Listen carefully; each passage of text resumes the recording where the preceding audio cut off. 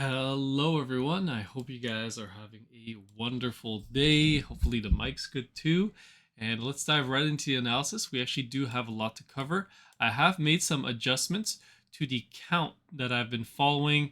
It was essentially a 5 wave move up, but now I adjusted it to a WXY with an ABC correction, which is still the ABC correction I would be looking for. But now we actually have a same target. Essentially, we drag up the fib retracement, you pull it up from the low, and the target is essentially like probably off maybe by $1. How much is it? 512.45. This one is 512 and 50 cents. Okay, so 5 cents off. And I have increased the target for the upside move to 576. So before we actually had a smaller range, right? Sorry, right? It was actually right here, 544 and 82. But now we could actually go as high as 576 with this pattern that I've set out here. So don't be surprised if we keep pushing higher. But right now we have just hit the level. We just hit the level today on 512 and 30 cents, and we got a little bit of selling near the end of the day. It's not to say that this is it. We've marked the top, but we will keep a close eye on it for now. Appears that we are in this third wave that's extending up. But it hasn't been an easy trade on the SPY unless you've been long. You've just been sitting it. For the people who've been trying to short this has been an incredibly tough trade because you go down one day and you keep on the buy the dippers come in, you rally, you go down, you rally, you go down, you continuously rally up and up and up. Obviously, this will eventually come to an end. But the $1 billion question or the $1 trillion question is going to be when. And we're following this count for a target possibly of between 512 and now 575, right? 576. We've been also following it on the triple Q. Triple Q, I've got a little bit of a different count here, a little bit more bullish actually. It is actually showing more upside to come in the Nasdaq or the triple Qs. It's just the same thing. It's all tech, and it should push up to 470. But we'll see. We'll see. We have a lot of data coming out this week. A lot of Fed speakers, and Jerome Powell is testifying in front of Congress on Wednesday and Thursday, I believe. So Wednesday, we got the JOLTS jobs opening. Thursday, he's testifying again, and on Friday we have the non-farm payroll. So we got an action-packed week full of data. If it's good, the markets will continue to push on higher, trading higher and rally higher. If not, then we may be getting a bigger retrace, right? So we'll see. All right, so that's basically it for the SPY and the triple Qs. Right now, let's cover some individual names. I got a lot of requests here. Someone asked me to take a look at JMIA, but I'll cover some of the more popular names first because that's probably what everyone comes here to see. And the daily time frame continues to push higher here on NVIDIA. NVIDIA actually made another new all-time high. Business as usual, making new all-time highs like it's nothing. But right now, it looks like we may have finished the fifth wave, right? Bullish divergence bearish divergence continues to build on the fifth wave on NVIDIA. It is up in the after hours, make no mistake. But the stochastics look like they're finished, and the RSI looks like it's been rejected from this downsloping trend line. So it could be finished, and we may be looking for a bigger retrace. But we've heard this story before, right? We heard it here. It looked like it was done, and it just continued to push higher, right? So again, just beware of these crazy pumps in NVIDIA. They could take you off guard. Let's take a look at Tesla. Very big name today. Very exciting name. Down 7%. Again, this one we've been tracking much more accurately, and it was in ABC and inside of a wave 4, and now it's retracing towards the downside. So now you have one leg lower to come, and this is an impulsive wave. This is impulsive. This is very bearish for Tesla. If you are holding, longs, or if you're hoping that this is the low, like I think Tesla has to go much lower to find its definitive bottom. But once it does, you will go much and much higher after that. But this range could extend between 178 and 124. So that's a very big range for Tesla. But overall, we were longing down here, and we got a nice relief rally that came. It was a 16% rally, and now it's starting to give in. It's down 7%. It's massively shorted. I will probably wait for a wave 2 retrace, if anything, to enter a short position on Tesla. But for now, just sitting on the sidelines, not really looking to mess with Tesla. Okay, so that's basically it for Tesla. Let's take a look at Starbucks. So Starbucks, I think, was down a good amount today. It managed to hold the lows. Once again, lots of buying coming in. It's down in the after hours. Is this the ABC that we were looking for? If this is so, then it's invalidated this whole setup here that we had, because it went below the wave 2. And at this point, what I would probably make of it is I'd have to completely redo everything. I don't see this happening. And this could have already been finished. This could have been already finished up here, and we may never see 102. But we'll stay on the optimistic side, and just because we'll stay on the optimistic side, just because there's a lot of news this week, and news can just shift the whole market completely in one single day. So if that happens, then you still got a shot at 102. If not, then you would just have to stop out and look for a better opportunity in the market, because I think if we take these pivot lows out, we could be in trouble for Starbucks. And they just had earnings, and then for some reason on earnings, they gapped up, they had a huge rally, and they completely sold off. Let's take a look at another very popular name. We'll take a look at ROKU. ROKU had another down day today, unfortunately, but recovered nicely. So now ROKU is in its fifth wave bottoming phase, in my opinion. The fourth wave, to me, looks like there's still potentially more downside. I think you may come and retest the lows at 58, or even 59 to 58. But at that point, I would be very, very intrigued into opening a long position, right? Are we going to try to bottom take this one? Maybe. I'd definitely be looking to try to get into a position here, to get into ROKU. And I know not a lot of people like this name, but it's massively beat down. It's had a huge rally, and then it's had a huge drop as well. But it should be coming out of this a wave 3. If not, then this will be a bigger problem. We'll have to deal with it once that comes. All right, let me take a look here at some other names. Okay, we'll take a look at the requested things. So someone asked for JMIA, JMIA Technologies, and I really just quickly looked it over. And essentially what you have here is a very parabolic run. It's I would not be looking to get into any long positions or short positions on this thing. This thing is just very, very not, I don't think it's very liquid too. 11 million shares. Okay, I mean, I guess it's not too bad, but I don't know anything about the company. Looks like it's a tech company based off just looking at the technology services, internet service. Is it an AI stocks? Maybe that's why it's pumping so much. Maybe it has something to do with AI. Data talks, seeing blue, but yeah, I can do a count very quickly. It looks to be already finished at this point. If you get on the smaller time frames at least, so you have your wave 3 here. So you had looks like you had a 1, 2, and then a 3, 4, right? And then you're in your fifth wave, an extended fifth wave.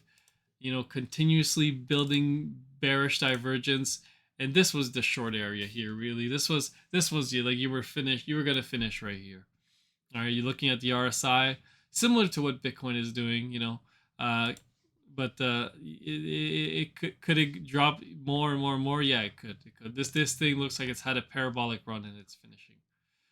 Similar to like SMCI. SMCI is also in its fifth wave now. So we had a more bearish count down to here, the 600 to 381 level, but that didn't come to fruition. Looks like we just had a very short ABC, right? And now you're taking off in a 1, 2, and now you're in your third wave, and now it's retracing in a 4. Now, invalidation point for this would be if it retraces past the wave one, and then you're done. This count has finished at right here, and the fifth is finished. You made a nominal high, and you're not gonna go to uh 1,500, 2,000, whatever people think this name is going to. But that's basically it.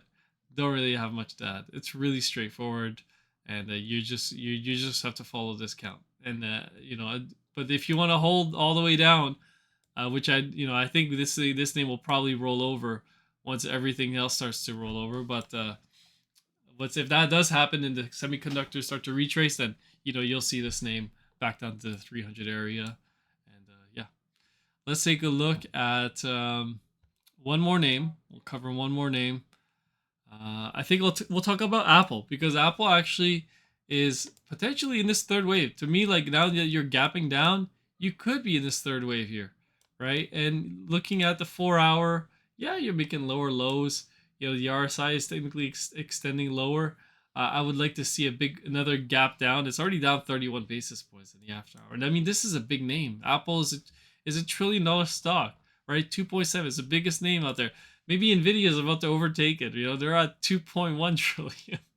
So I mean, NVIDIA could possibly overtake Apple, but the Apple is a tough name right now.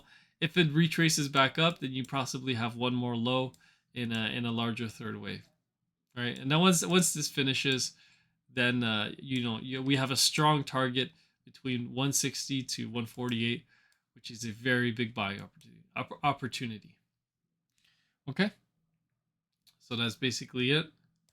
I think that's it for now. Don't really have much to add. This is not valid. You have to delete that. We could cover natural gas and oil and stuff like that. So actually don't need to open the chart here. I could just head over to nat gas.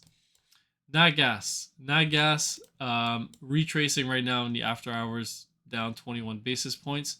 Nothing too crazy, but natural gas appears to be possibly in its third wave here if it wants to keep impulsing up.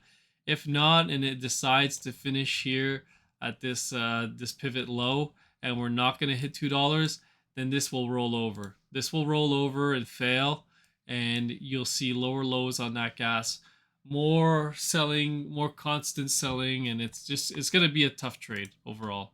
But we'll see. We'll see once we get there. There still could be 9% more upside coming in natural gas before we actually see the wave 4 continue lower. All right.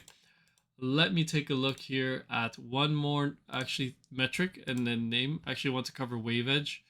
But oil was down today. Oil was actually unable to get a daily close above $80. I don't know if this one closed above 80. Oh, this one... No, this closed at $79.99. So pretty close to $80, but looks like this one may fail. And if it does roll over, then I have a bearish count, but I'm not ready to release it yet. And if we're playing the bearish count, then that's going to be really bad. I mean, really bad for oil and energy stocks and Tesla, because the energy sector goes with the EVs.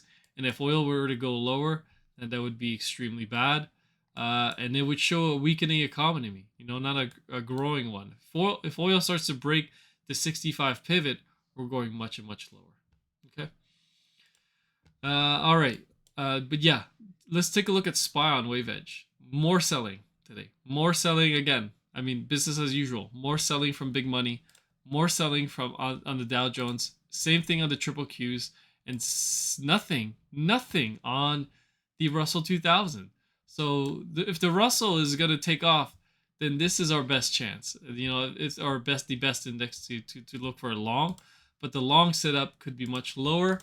I think I had a bearish count with some levels down here, which would be between like 194 and somewhere down here. But if we're playing the bullish count, it needs to keep impulsing. We need to like gap up. We need to see these gap ups, sort of like we saw here, and then you'll know that you're inside your third wave. But until then, it's trapped within this range, and it could just continue to roll down. We may not see the IWM push higher, so we'll see. Let's take a look at the futures quickly. Futures on the daily, nothing here. Okay, last candle was yesterday. I mean today, I guess, and then more selling. Nothing on the Russell. Maybe Bitcoin. Let's see if Bitcoin got anything on the futures. Nothing right now. And oil. Oh, okay, we got a red cross on oil. So red crosses on these commodities sometimes have a nice little sell, and long signal. So right now oil retracing back down. Nat gas, nothing now, but we did get a big buy down here. And Owendell, I'll just check Owendell very quickly on the daily. Yeah, I mean very similar things that we see on the ETFs and the futures. So kind of all in sync. And gold, probably gold will cover gold because gold has now closed a daily candle 2100, above 2100. So it's a historic moment for gold investors. There was the whole stigma that gold will never go above $2,000 an ounce. That was the ceiling, right? Because it's manipulated. The government won't let it go above there because it'll show that their currency is falling apart. Well, you know what it is, and and gold is breaking above these levels now, and it goes to show you that you want to be bullish these gold miners for the long term, and they are extremely undervalued now. I added more to my long-term holdings on AG today. Actually, funny enough, before the pump started, I think I added, let me see, Monday, right around here.